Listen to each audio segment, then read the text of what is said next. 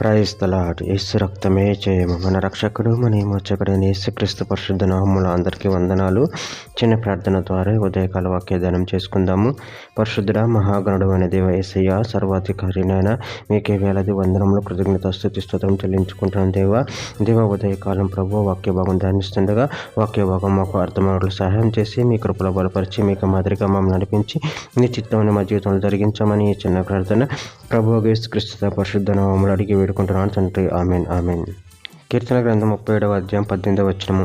నిర్దోషుల చర్యలను యెహోవా గుర్తించుచున్నాడు, వారి స్వాస్థ్యము సదాకాలము నిలుచును. ఆమెన్. దేవుడి వాక్య భాగం దీవించును గాక. ప్రభు నందు ప్రియులారా, ఇక్కడ వాక్య భాగంలో గమనించినట్లయితే నిర్దోషుల చర్యలను యెహోవా గుర్తించుతున్నాడు, వారి స్వాస్థ్యము సదాకాలము నిలుచును. అదేవిధంగా వాక్య భాగంలో గమనించినట్లయితే కీర్తన గ్రంథం 1వ అధ్యాయం 6వ వచనం, నీతిమంతుల మార్గం యెహోవాకు తెలియను, దుష్టుల మార్గము నాశనమునకు నడుపును.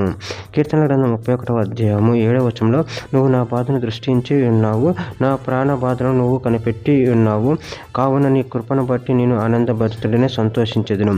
తిమోతికి రాసిన 2వ పత్రిక 2వ అధ్యాయం 19వ వచనంలో, ఆయనను దేవుని యొక్క స్థిరమైన పునాది నిలకడగా ఉన్నది, ప్రభు తన వారిని ఎరుగును అనున్నది, ప్రభు నామమును ఒప్పుకొని ప్రతివాడును దుర్నీతి నుండి తొలగిపోవును అనున్నది.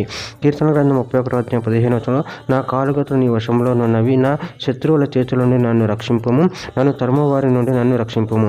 తిమోతికి రాసిన 2వ పత్రిక 4వ అధ్యాయం 2వ వచనం, వాక్యమును ప్రకటించుము, సమయమందున ఆ సమయమందున ప్రయాసపడము, సంపూర్ణమైన దీర్ఘశాంతంతో ఉపదేశించుచు ఖండించము, గద్దించము, బుద్ధి చెప్పుము. కీర్తన గ్రంథం 16వ అధ్యాయం 11వ వచనం, జీవ మార్గము నాకు తెలియజేసేదవు, నీ సన్నిధి సంపూర్ణ సంతోషము కలదు, నీ కుడి చేతులు నిత్యం సుఖములు కలవు.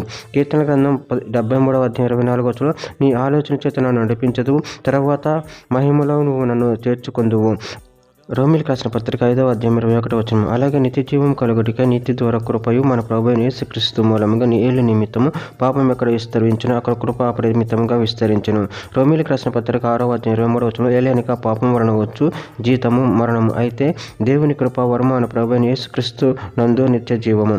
చివరిగా ఒక మాట, పేతురు రాసిన మొదటి పత్రిక 1వ అధ్యాయం 5వ వచనం, కడవరి కాలం ముందు బయలుపరచబడుటకు సిద్ధముగానున్న రక్షణ మీకు కలుగునట్లు విశ్వాసం ద్వారా దేవుని శక్తి చేత కాపాడబడు మీ కొరకు ఆ స్వాస్థ్యం పరలోకమందు భద్రపరచబడి ఉన్నది. ఆమె. దేవుడి వాక్య భాగం దీవించిన గాక. చిన్న ప్రార్థన చేసుకుందాము.